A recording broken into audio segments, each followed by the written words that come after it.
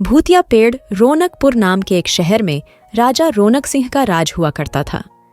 वो हमेशा अपनी प्रजा के हित में कार्य किया करते थे। वहां की प्रजा बहुत खुश रहती थी।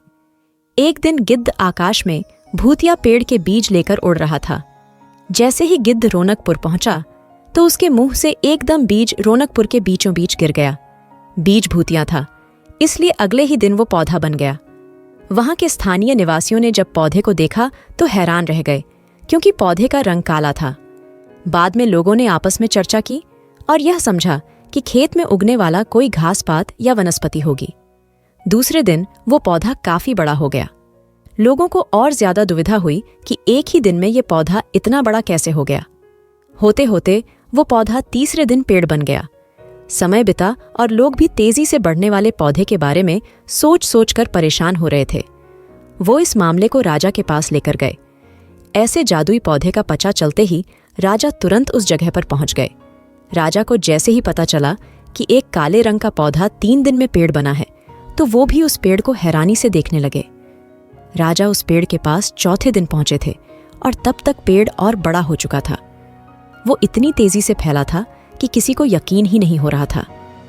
राजा समझ गए थे कि का रंग काला है, इसमें जरूर कुछ जादू टोना होगा। इसी सोच के साथ राजा ने घोषणा कर दी कि जो भी इस पेड़ को खत्म करेगा उसे वो इनाम के तौर पर 1000 सोने के सिक्के देंगे।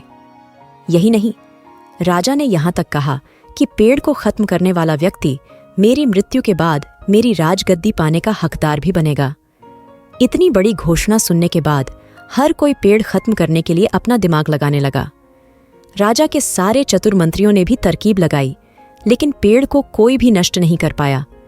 किसी ने पेड़ के आसपास आग लगवाई तो एक मंत्री ने उस भूतिया पेड़ को हाथियों तक से खिंचवाया, लेकिन पेड़ को कुछ भी न हुआ। अब लोगों के मन में डर बैठ गया और उन्हें लगा कि पक्का यह ऐसा वैसा नहीं, बल्कि भूतिया पेड़ है। तभी उस गांव के एक समझदार व्यक्ति को राजा की घोषणा का पता लगा। जानकारी मिलते ही वह अपने गुरु के पास भूतिया पेड़ से जुड़े रहस्य को जानने के लिए पहुंच गया। गुरुजी ने अपनी ध्यान की शक्ति को एकत्र करके देखा और उससे पूछा, क्या तुम पेड़ को खत्म करना चाहते हो? समझदार व्यक्ति ने जवाब दिया, हाँ गुरुजी, सब उससे परेशान हैं। गुरुजी ने बताया कि उसे खत्म करने का एक ही तरीका है। इसके लिए तुम्हें उस पेड़ के आसपास नमक डालना होगा। इस तरकीब के बारे में जानते ही वो व्यक्ति तेजी से राजा के पास गया और कहा कि इस पेड़ के आसपास आपको नमक डलवाना होगा। ऐसा करने पर ही यह पेड़ खत्म होगा। राजा ने अपने सैनिकों को ठीक ऐसा ही करने को कहा। सैनिकों ने मिलकर पेड़ के चारों ओर खूब सारा नमक डाल दिया। नमक डालने के एक दिन बाद ही पेड़ का आकार कुछ कम हुआ। होते होते 5वें दिन तक पेड़ एकदम छोटा हो गया। उसके बाद गलकर वो गायब ही हो गया। उस व्यक्ति की तरकीब काम कर गई और राजा ने खुश होकर उसे इनाम की 1000 सोने की मोहर पहले दी। उसके बाद एक पत्र दिया जिसमें लिखा था कि वो राजा के मरने के बाद उनकी गद्दी को संभालेगा।